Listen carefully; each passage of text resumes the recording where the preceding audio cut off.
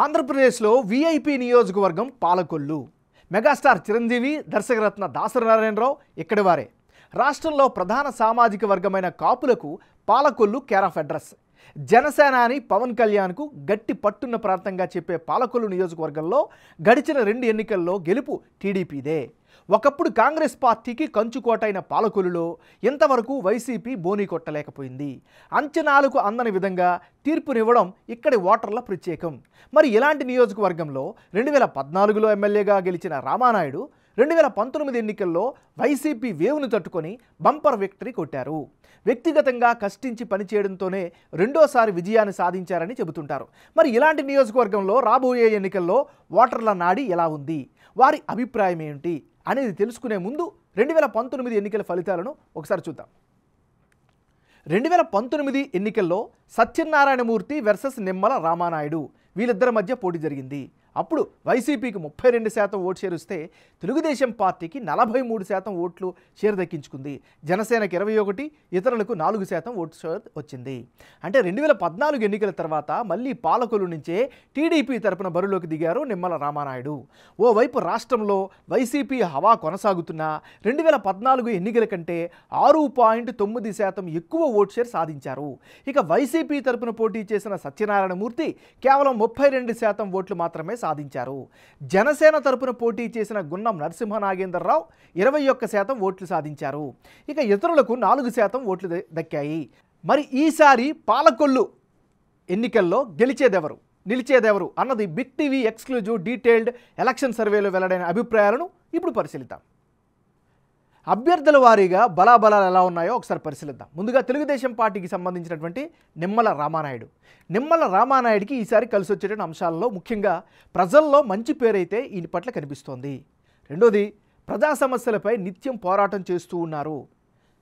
ప్రజలతో నిత్యం టచ్లో ఉండడం, ప్రజలతో మమేకం అవడం ఈయనకి కలిసి వచ్చేటువంటి మరో ప్రధానమైనటువంటి అంశం. విపక్షంలో ఉన్న నిధులు సాధించడంలో విజయం సాధించారు. మరోవైపు పార్టీ క్యాడర్లో ఎలాంటి అసంతృప్తులు లేకపోవడంతో పాటు జనసేనతో కలిసి వచ్చేటటువంటి పొత్తు కూడా వీరికి కలిసి వచ్చేటువంటి ఫ్యాక్టర్స్. ఇది ఈయనకి సంబంధించినటువంటి గ్రౌండ్ రియాలిటీ. వైఎస్ఆర్ కాంగ్రెస్ పార్టీకి సంబంధించిన నాయకుడు గుడాల హరిగోపాల్. మరి హరిగోపాల్కి ఈసారి కలిసి వచ్చేటువంటి అంశాలు ఏమిటి? క్యాడర్తో నిత్యం టచ్లో ఉండడమే ప్రధానంగా ఈయనకి బలం. ఇంటింటి ప్రచారాన్ని చేశారు, ప్రజలతో కనెక్టెడ్లో ఉన్నారు. ఇవి ఈయనకి ప్రధానంగా కలిసి వచ్చేటువంటి అంశాలు. మరి గుడాల హరిగోపాల్కి మైనస్ పాయింట్స్ కూడా ఉన్నాయి. అవేంటో చూస్తే ఇటీవలే రాజకీయాల్లోకి ఎంట్రీ ఇవ్వడం వల్ల ఇన్ఎక్స్పీరియన్స్ ఈయనకి మైనస్ అయ్యే అవకాశం ఉంది. సరైన రాజకీయ అనుభవం లేకపోవడంతో పాటు పార్టీలో అంతర్గత కుంభులాటలు అయితే కనిపిస్తున్నాయి. ఇక నిమ్మల రామానాయుడుకు సరైన పోటీ ఇచ్చే సత్తా లేదు అనేటువంటి ఒక అభిప్రాయం కూడా కనిపిస్తుంది. ఇది ఈయనకి సంబంధించినంత వరకు ఉండే ప్లస్లు మైనస్లు. పాలకొల్లు నియోజకవర్గంలో ఉండేటటువంటి కులాల వారీగా ఈక్వేషన్స్ ఎలా ఉన్నాయో పరిశీలిద్దాం. ఈ నియోజకవర్గంలో ఎస్సీ సామాజిక వర్గం 26% మంది ఉంటే కాపులు 17%, శెట్టి బలజులు 15%, తూర్పు కాపు 7%, ముస్లింలు 7% ఉంటే క్షత్రియ సామాజిక వర్గం 6% మంది ఉన్నారు. అంటే పాలకొల్లు నియోజకవర్గంలో అత్యధిక జనాభా ఎస్సీ సామాజిక వర్గానిది. మొత్తం ఓటర్లు 26% ఉంటే ఇందులో మెజారిటీ అంటే సుమారు 55% ఓటర్లు తెలుగుదేశం పార్టీకి అనుకూలంగా ఉన్నారు. దీనికి ముఖ్య కారణం నిమ్మల రామానాయుడుగా తెలుస్తోంది. ఇక అధికార వైసీపీకి 40% మంది మద్దతు ఇస్తున్నారు. సంక్షేమ పథకాల లబ్ధిదారులు అధికార పార్టీకి మద్దతుగా నిలుస్తున్నారు. ఇక ఇతరులకు 5% మంది మద్దతు ఇస్తున్నారు. 17% మంది ఉన్న కాపుల్లో 60% మంది తెలుగుదేశం పార్టీ కూటమికి మద్దతు ఇస్తామని బిగ్ టీవీ సర్వేలో తెలిపారు.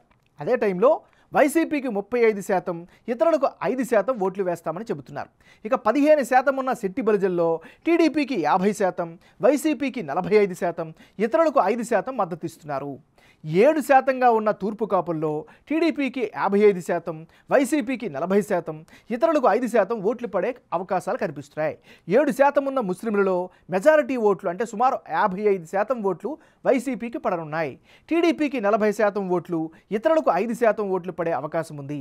6% ఉన్న క్షత్రియ సామాజిక వర్గ ఓట్లలో కూడా 50% మంది వైసీపీకి, 45% తెలుగుదేశానికి, ఇతరులకు 5% ఓట్లు వేసే అవకాశం ఉందని బిగ్ టీవీ సర్వేలో తేలింది. రానున్న ఎన్నికల్లో ఈ నియోజకవర్గం నుంచి ఎవరెవరు బరిలోకి దిగితే ఫలితాలు ఏ విధంగా ఉండే అవకాశం ఉందో ఒకసారి పరిశీలిద్దాం. గుడాల హరిగోపాలరావు వర్సెస్ నిమ్మల రామానాయుడు.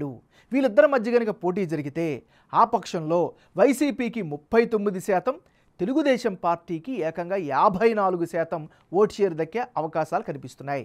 ఇతరులకు 7% ఓట్లు పోలయ్యే ఛాన్సెస్ ఉన్నాయి. అంటే బిగ్ టీవీ సర్వే ప్రకారం పాలకులలో నిమ్మల రామానాయుడు హ్యాట్రిక్ కొట్టడం పక్కా అని తెలుస్తోంది.